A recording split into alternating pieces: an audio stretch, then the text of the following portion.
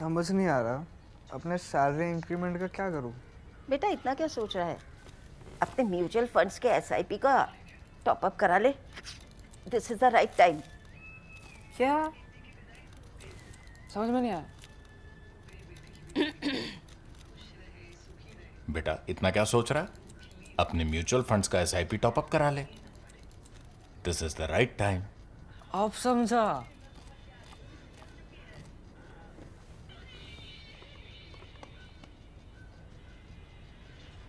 Mutual fund investments are subject to market risks. Read all scheme-related documents carefully.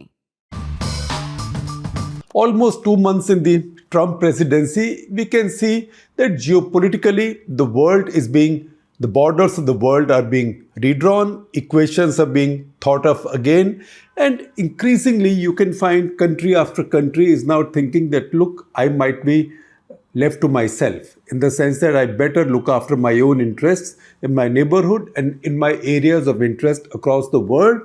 Right now, the camp system is in turmoil, or maybe if not in turmoil, it's up in the air because everything has been disrupted by Trump, particularly the Western Alliance, the Transatlantic Alliance, and many other countries who were then defining their own alliances and their own inclinations depending on where the American Western allies were located. They are looking at things once again, and that includes India.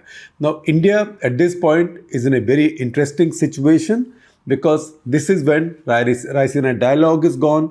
A lot of the foreign international thinkers, leaders are in India. The New Zealand Prime Minister is in India.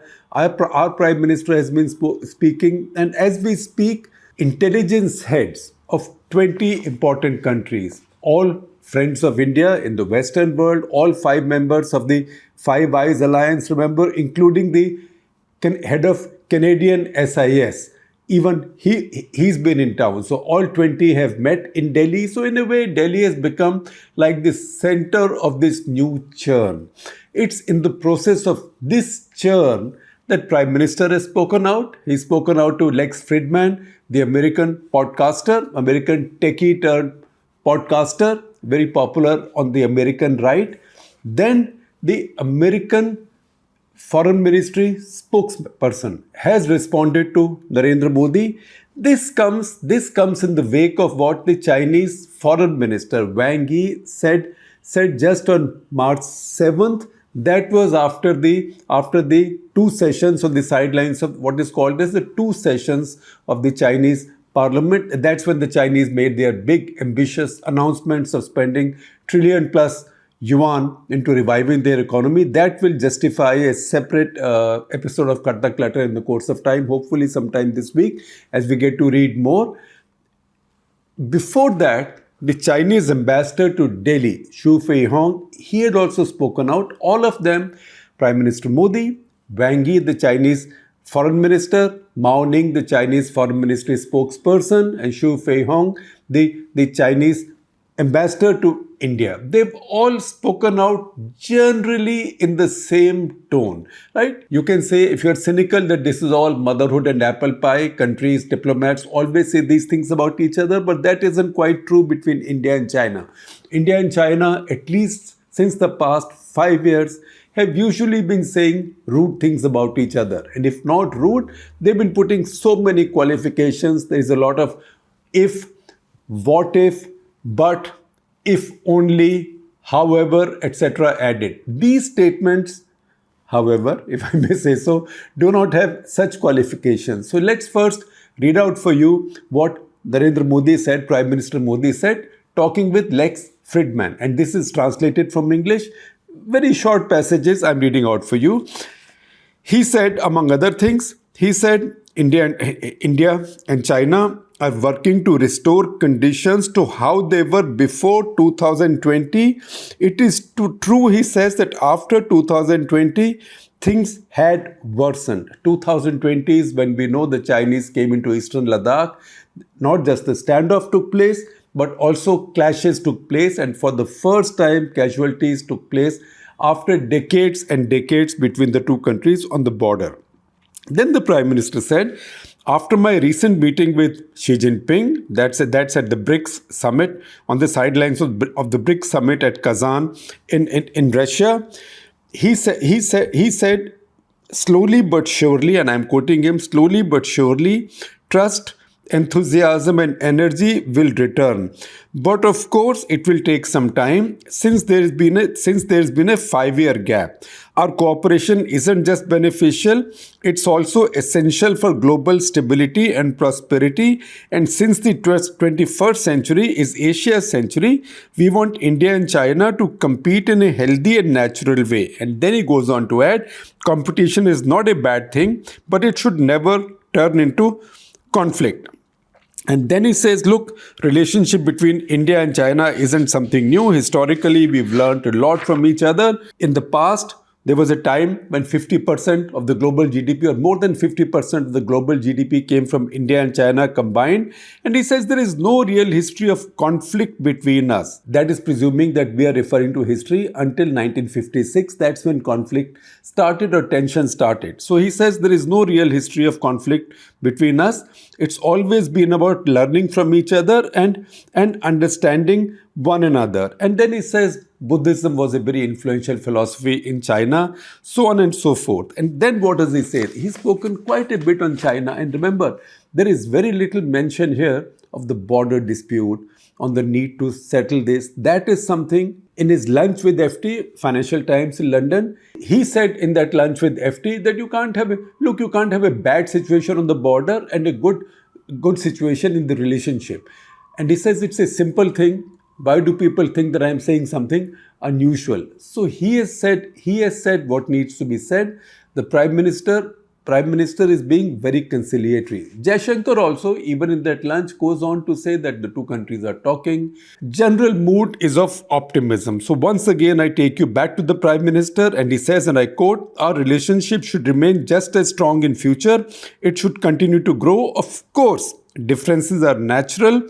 When two neighboring countries exist, occasional disagreements are bound to happen. Even within a family, not everything is always perfect, but our focus is on ensuring that these differences do not become disputes. Instead of discord, we emphasize dialogue, because only through dialogue can we build a stable, cooperative relationship that seems to be in the best interest of both nations. Now, this is a lot of words spoken. You can say that these are platitudes, but if you read these with everything that's being said from the Chinese side and the general situation, you can see that there is a new wind blowing. Now, I will not be so reckless as to say that things are sorted out, that while a disengagement has taken place on the line of control, disengagement was when frontline troops were removed and areas were created between them, so they would not come into clash immediately. So accidental clashes would not take place. Clashes by way of somebody losing their temper will not take place, or arguments will not lead to physical fights, as was the case the last time in 2020. That was the disengagement process. After that, the two sides also decided or agreed to allow each other to go to their respective patrolling points after notifying the other side. So that was all part of the on-ground confidence building measures, but generally part of disengagement. What comes after disengagement has not happened. That is de-escalation. De-escalation means all these tens of thousands of troops that both India and China have now piled up on the borders. On the Indian side and the Chinese side, I think both sides are about evenly matched. Either side would have, besides about 70,000-80,000 troops. They rotate, but they rotate locally. That many are at least allocated to that sector. And there's been some mobilization in other sectors as well. Those troops are there in that sector, but besides that, both sides have moved in their heavy artillery and armor and other mechanized forces. In fact, from whatever I read in international military media, it looks like both sides have about 10 regiments each, approximately 10 regiments each of mechanized forces or cavalry or tank forces on either side. Those haven't gone back. De-escalation would involve them going back. So when you read all of this now, you think that probably what will be the next step? The next step can only be de-escalation. Although it might take a year taking place, each side might agree to remove one regiment at a time. I don't know. I'm not promising that will happen. However, if you read all the winds, if you feel all the winds that are blowing right now, or because the context is China, if you read the tea leaves, if such a thing was possible, then you would say that some next steps seem likely. And why do those next steps look likely? I will come to that in a minute. Let me read out to you what the Chinese have been saying, because that's very important as well. So, responding to Prime Minister Modi's statements in that interview with the American podcaster Lex Fridman, Mao Ning, the spokesperson of the Chinese Foreign Ministry, she said that the two countries' relationship reflects the common aspiration of regional countries and also the global South. And they say their future lies in being partners in mutual success and achieving the dragon-elephant dance, right? So that expression has been brought out, dragon-elephant dance, and cooperation is the only correct choice for China and India. Then Wang Yi, speaking on the sidelines of this two-session event, he said, specifically talking about India, he said boundary questions, etc., should not be allowed to derail or affect bilateral relations. Now, that is something the Chinese have said for a long time. What happens is it's a little bit on again, off again, because sometimes for long periods, they let the boundary issue remain dormant, but they can bring it back to life whenever it suits them. I do believe that the last time in 2020, they did it as a response to India changing the status of Jammu and Kashmir on August 5, 2019. Because remember, Aksai Chin is a part of Ladakh. Ladakh is a part of the old state of Jammu and Kashmir. India changed the constitutional status of Jammu and Kashmir and also took away the statehood of the state and carved out Ladakh as a separate union territory. And then the Home Minister also made an announcement in Parliament that we will get Aksai Chin back.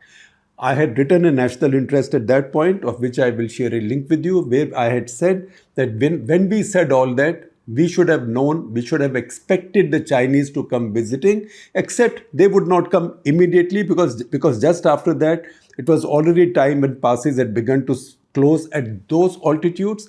So they waited for the spring to come, 2020 springtime, and they were there as you would expect. So I would still think that the reason that I had imagined for the Chinese coming into Ladakh at that point and bringing back the LAC, the border issue to life, or lighting up the border issue, was because of that. So they can do it at their pleasure. Right now, looks like they might have, I'm not saying they might have decided to cool things down because this is not in their particular interest. So what is it that Wang Yi says? Wang Yi says further, I told you, first of all, he says boundary issues should not blight bilateral relations. Blight is my word, not his. And then he says, and I quote from that as two ancient civilizations, we have enough wisdom and capability to maintain peace and tranquility in the border areas, pending a fair and reasonable solution to the border issue. Right? Again, there's a nuancial shift in the language. Instead of saying South Tibet and this and that, a fair and reasonable solution to the boundary issue. And he says, boundary issue should not affect the overall picture. As largest neighbors, we should be partners. Before that, on Feb 25, a China-India youth dialogue, Xu Feihong, I hope I pronounce the names right. I will try. I sometimes go to Google and try and get it right. I don't always get it right, but we'll try. These are cultural issues. So Xu Feihong, the Chinese ambassador, if I haven't pronounced your name right, my apologies. He said India-China relations are entering a phase of recovery. Important. Phase of recovery, and the relationship between the two nations is one of the most important bilateral engagements globally. And then he again says, and I quote, certain forces who are unwilling to see friendly coexistence of our two countries are trying to sow discord between us. They exaggerate the so-called Chinese threat and China crash fallacies. Now, there is also a belief that the Chinese economy is crashing, that they haven't seen as much growth as they got used to, that they have a property crash, they have a debt crisis, their population is declining. There are genuine issues with China's economy. And the Chinese diplomat is addressing that, saying that don't think that we are going to crash and you can't write us off. So don't believe prophecies that China is going to disappear from their lives. At the same time, don't believe that China is a persistent and existential threat to your country. That is what he's trying to say by calling these fallacies. And he says that those who spread these fallacies claim that China does not want India to develop and it is difficult for us to become partners. Now read all of these statements together and then see what's coming out of Washington. So what's coming out of Washington is that Donald Trump, whether or not he focuses now in Indo-Pacific or not, he's giving himself, you can see that he's creating space for himself. He's creating strategic space for the US in the Western world by telling the Europeans that you are on your own. You look after your own security. You have a problem with Russia. You can fight Russia if you spend enough on your defense. And the Europeans have started it. We had featured this in a couple of episodes of Kartak Tatar earlier, that Germany has suggested that France offered its nuclear umbrella. France and Britain offered their nuclear umbrella to the rest of Europe. All of Europe is now upping their defense budgets. The French president has spoken very, very forthrightly on these issues. Trump is telling Europeans that I'm leaving you to your own devices. Of course, the transatlantic alliance has not broken. It is just that he's saying pay for your own security. So we'll see how that relationship settles down going ahead. However, what Trump has done is, by shifting his focus from Europe, he's created strategic space for himself, which he can use in Indo-Pacific. While a lot of the key Trump aides right now, including Tulsi Gabbard, they have said that the most important strategic threat to America right now is Islamic terrorism. And you've seen this new round of bombings on the Houthis in Yemen, and also threats to Iran. That will not consume so much of America's strategic assets and clout. It will be focused on Indo-Pacific. If that happens, then what happens between the US and China? Later this year is the Quad Summit. Donald Trump is supposed to come in. Let us see how the relationship is by then. Trump has also spoken sometimes about the possibility of a big, beautiful deal between him and Xi Jinping, because he says he knows Xi Jinping very well and he likes him very much. So we don't know. That can also happen. That is something that Shekhar also alluded to when he was asked by the FT foreign editor that what happens if Trump gets his big, beautiful deal with China. And Shekhar said, I can't let what ifs run my life. I have to deal with what is there. However, everybody understands that such things are possible because Trump is now running American diplomacy. An American strategic outlook has now changed. He's running his American diplomacy with very little reference to the past. He doesn't seem to be weighed down by anything done in the past. In fact, and this is the most worrying thing for America's friends and allies, including India, that he does not seem to feel that he's bound by any commitments made in the past. So what if there is a big, beautiful deal between him and China? That is something that India has to worry about. So in that case, India had just as well improve its relationship with China, cool things down with China on the border, let maybe more trade take place, let maybe more investment come in. And you've seen those statements from top Indian officials, including the Niti Aayog, Vice Chairman, CEO, Chief Economic Advisor. These are substantive voices that are coming in talking positively about Chinese investments. So India is looking to cool things down because nobody knows what will happen come September when the Quad Summit takes place. Similarly, the Chinese, because the same Trump could then conserve America's forces and assets from Europe and the Western theater and focus a lot more in Indo-Pacific. That will make things much tougher for China. If anything, that will require much greater investments by the Chinese in their defense, in support to their allies, and also challenge the Chinese or undermine the Chinese ability for the kind of investments they are already making in the global south. At the same time, China's economy is almost entirely an export-driven, trade-driven economy. If these tariffs remain and if competitive products emerge from other countries that the Americans can buy cheaper, or maybe in the course of time, if Americans start doing their own manufacture, that is an existential threat to the Chinese, because their economy in some ways is unidimensional, single dimensional, because their growth is very much dependent on their exports, and their power comes from their humongous positive trade balance and foreign exchange reserves, which lately they've been converting at a feverish pace into gold by selling US Treasury bills. So once again, if you want to look at the picture, the rise of Trump, within 2 months, Trump has let the world know that Trump 47 is not Trump 45. That the Trump you see now is not the Trump you saw earlier. It's a different Trump who has different ideas. And that's why every country in the world, whether aligned with America